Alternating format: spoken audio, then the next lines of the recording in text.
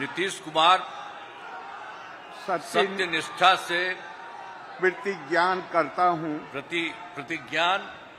करता हूं कि मैं विधि द्वारा स्थापित भारत के संविधान के प्रति सच्ची श्रद्धा और निष्ठा रखूंगा। मैं भारत की प्रभुता और अखंडता अक्षुण्ण रखूंगा।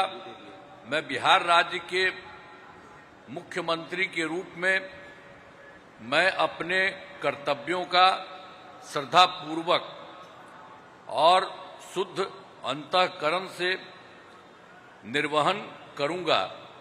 धन्यवाद। बधाई।